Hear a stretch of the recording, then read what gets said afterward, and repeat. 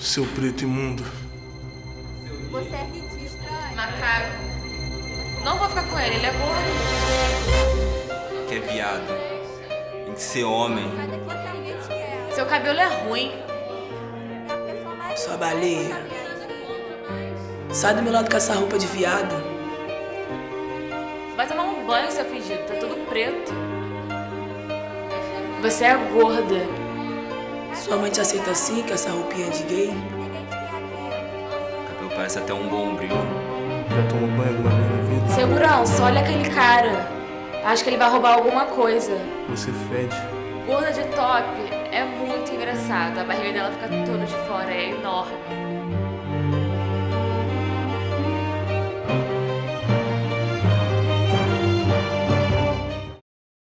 Quando eu tinha 10 anos, na quarta série, na verdade, a minha professora, ela promoveu um amigo oculto entre os alunos. E quando chegou no dia, todo mundo, né, que tinha se sorteado fez a troca de presente. E quem me tirou foi um menino branco. E ele parou no meio da roda que a gente tinha feito e ele disse assim: a pessoa que eu tirei foi a Cananda. E como ela é preta, e eu acho que pessoas pretas não merecem presente, eu não trouxe nada pra ela. E quando eu cheguei em casa, eu parei para refletir sobre isso e como isso havia me impactado diretamente.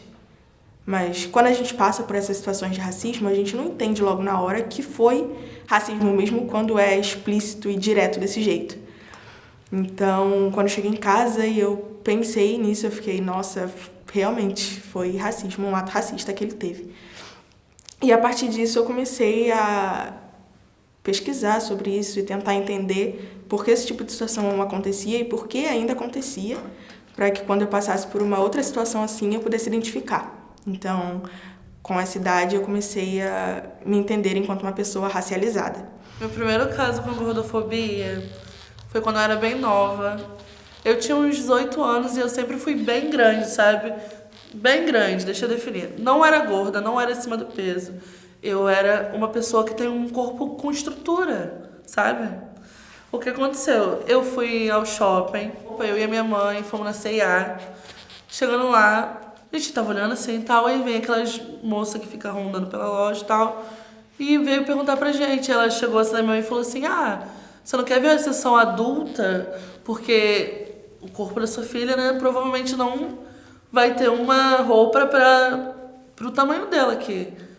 Eu costumo dizer que a fase mais complicada da minha vida, né, como mulher trans, foi no tempo de escola, quando eu era aquela gay afeminada, né, que é onde eu sofri muito bullying na escola por as pessoas acharem, né, que eu era uma pessoa diferente, onde eu sofri muito preconceito, bullying das outras pessoas, simplesmente por eu sempre querer me enquadrar no grupo de meninas e nunca querer ficar no grupo de meninos, onde eu sabia que me fazia mal, onde eu sabia que eu não ia me sentir bem. Silêncio. Pessoal, Mais silêncio. As palavras que você falou agora, repete. não, pra repetir, mas tipo assim, como assim? Repetir e falar o porquê que eu não gosto de falar isso? Não falaste, falaste. Que isso? Todas as ofensas que a gente ensaiou. Faz a outra. Caralho, sério? Tá. Você é gorda. Por que você tá com essa roupa? Não cabe em você. Teu cabelo é duro, vai fazer uma prancha, uma progressiva.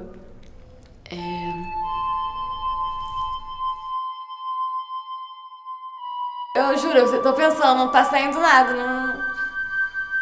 Por que não tá sendo nada?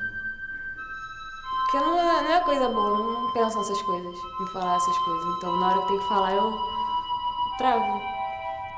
Não tem que falar.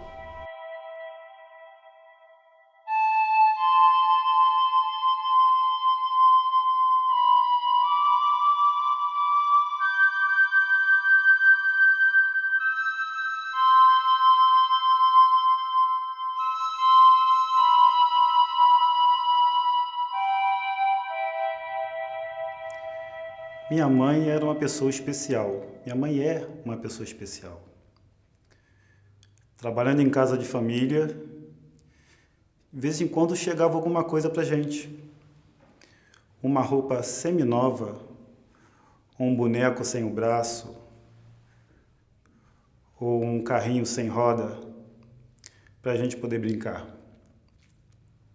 Ela falava, cuidado, cuida bem desse brinquedo aí, porque quem deu foi a minha patroa.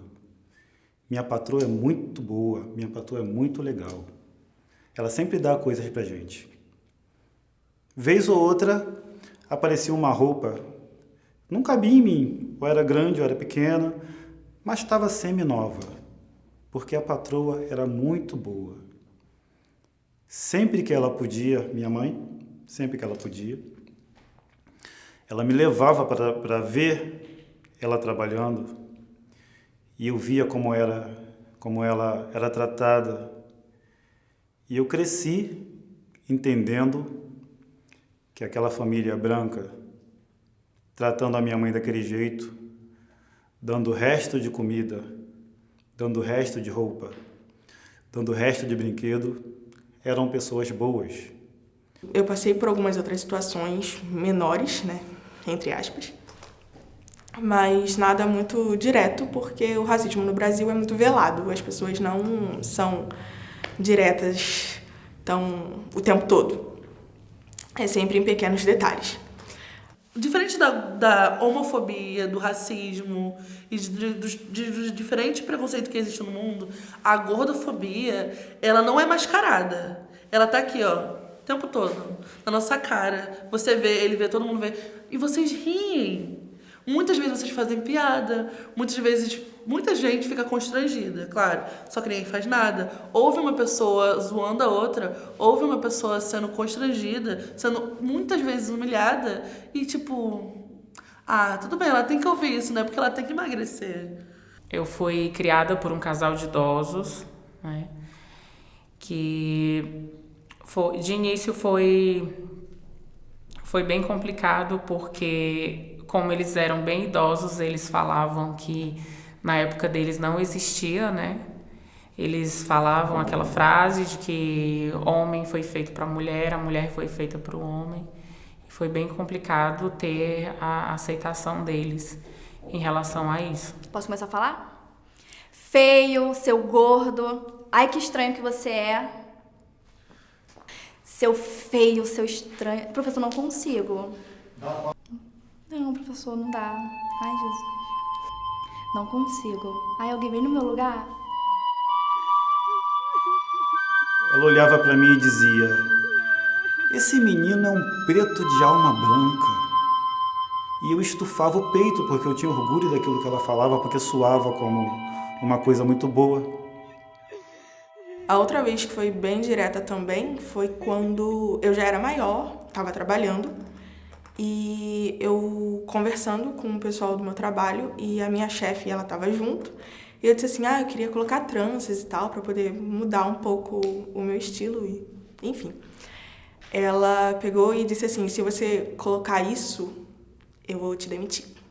E eu fiquei, nossa, não podia ser demitida naquela época também, né? Então, eu fiquei, ok, né? Ela tá, acho que no direito dela de não gostar. Se você emagrecer, você vai caber naquele banco.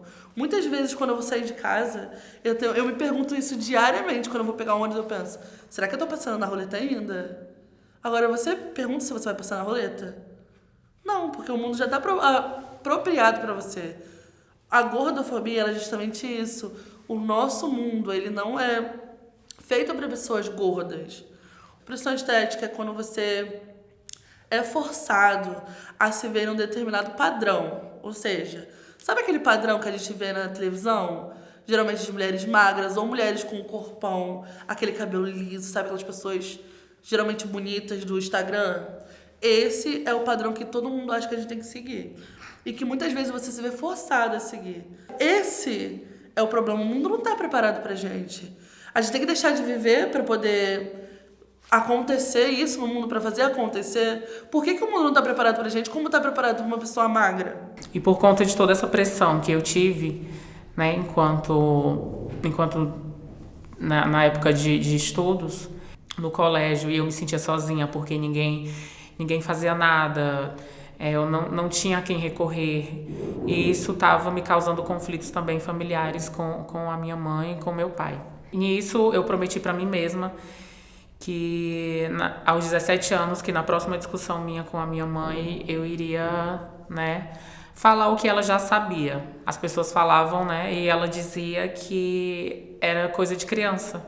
Ela aceitava, né, até então, porque ela falava que aquilo era brincadeira de criança, mas ela só foi acreditar mesmo quando saiu da minha boca. Ela não olhava pra mim, ela não queria saber de mim, e foi isso me sei lá, meio que me traumatizou, sabe? Porque tudo que eu queria era aceitação dos meus pais. E eu ainda fiquei mais surpresa por conta de... minha mãe, ela foi muito presente na minha vida. Já o meu pai, ele já era mais rígido, né? E nisso eu tive apoio do meu pai e da minha mãe, não. Como é que tua mãe te aceita desse jeito? Tipo, pra você usar roupa só deveria ser XXG. Não sei. Tá bom? Vamos lá.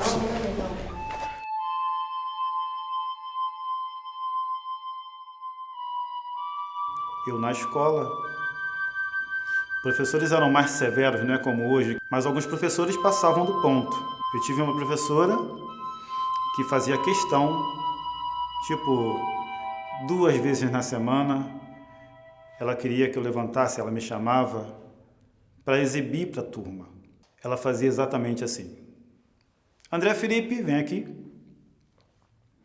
E eu ia, chegava perto dela, ela me segurava por essa parte da roupa e me girava como se estivesse exibindo alguma coisa e perguntava para mim, em alto e bom som, para todos na turma ouvir: você não tem outra roupa? Você não toma banho, não? Seu preto sujo. Você é um preto sujo. Vai sentar, seu preto sujo. E ela me batia nas minhas costas, como se estivesse tirando poeira da minha roupa, e mandava eu sentar. Isso não aconteceu uma vez, não foi 2 vezes. Todo o tempo naquele colégio, certamente eu não conseguia nota alta, certamente eu não sabia o que era dever de casa, porque ela não falava o que era dever de casa. Eu mal sabia o que estava fazendo ali. Eu sei que eu estava num colégio pago e meu pai deixava de comprar comida para pagar esse colégio para que eu estudasse lá e tivesse uma boa educação. Pessoas como você não podem aprender muita coisa porque já se sentem gente. E foi uma outra situação que me atacou muito diretamente e eu senti a mesma coisa que eu senti naquele primeiro ato racista que eu sofri com 10 anos. Eu tive uma crise de ansiedade logo depois disso e não soube como reagir. E nessa época eu já sabia, sabe? Eu já entendia, já tinha estudado o suficiente. Sendo que quando você é uma pessoa preta e você passa por esse tipo de situação, na verdade, antes de você passar por isso, você pensa muito assim: ah, não, porque se isso acontecer comigo, eu vou fazer, eu vou acontecer, eu vou denunciar, eu vou mais não sei onde. Só que quando acontece, você fica tão desacreditado que aquilo está acontecendo que você, sabe, fica sem reação. Você fica: como que eu vou lidar com isso? Como é que eu vou responder a isso? A minha resposta foi chorar e sair do ambiente. O maior problema da gordofobia é que a gente passa por grandes constrangimentos, né? Por que eu vou ligar para a opinião das outras pessoas? Por que eu vou me importar com o que falam? Que eu tenho que ser isso, tenho que ser aquilo. Então, eu comecei a viver mais, né? E num dado momento, do nada, as 2 crianças viraram-se para mim e disseram: você é um preto sujo! Você é preto sujo! Sai daqui!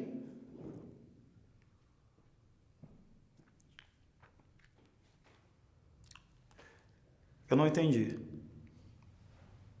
Como é que uma criança de 4, 5 anos teria essa noção de me xingar desse jeito, de falar comigo dessa forma?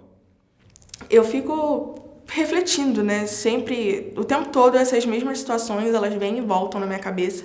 E eu fico refletindo por que isso ainda acontece.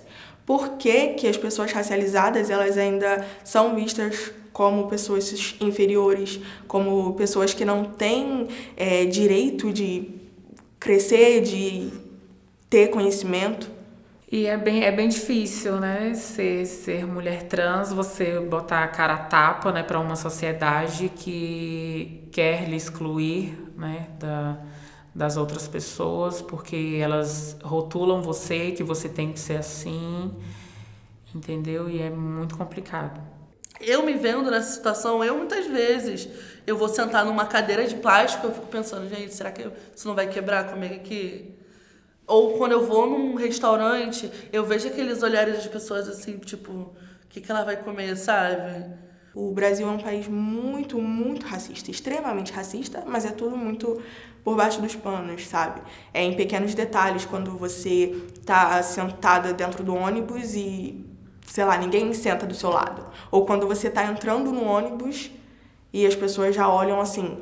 Eu acho que as pessoas, elas veem, né, muita diferença onde não tem. E nós, transexuais, a gente passa por isso. Não querem enquadrar a gente no gênero feminino. Sendo que o que mais a gente quer é lutar pelos nossos espaços, pelos nossos ideais, que nós temos direito, como qualquer pessoa. E eu espero que a gordofobia seja um caso, um dos nossos preconceitos, que a gente fale mais, sabe? Que seja mais estampado, porque as pessoas assimilam a pessoa gorda a uma pessoa doente. E até as pessoas aparentemente gostando de você, há diferença na cor da sua pele. As pessoas têm que entender que nós somos iguais, nós também somos seres humanos. A gente sabe que a gente perde vagas de emprego, a gente perde oportunidades na vida, porque a gente é preto. Parar com isso de se importar com raça, com cor, com sexualidade, e ver que todo mundo é igual. É pra falar o que mesmo? O que eu falei, né? Tá. Pode começar?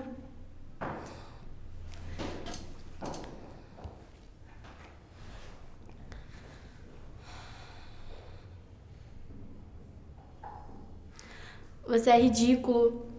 Vai pra academia. Essa roupa não veste bem você.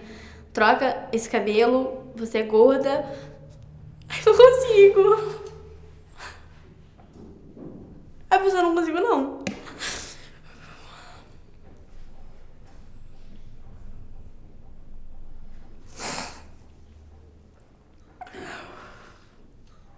Eu não consigo fazer isso.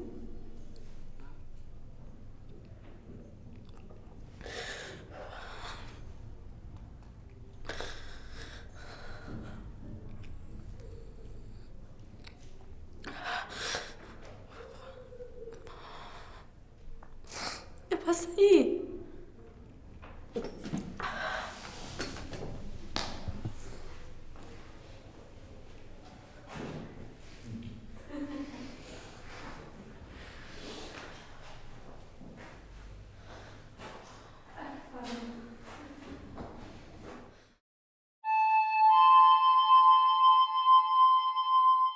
Por que eu não posso comer um hambúrguer do tamanho de uma cabeça?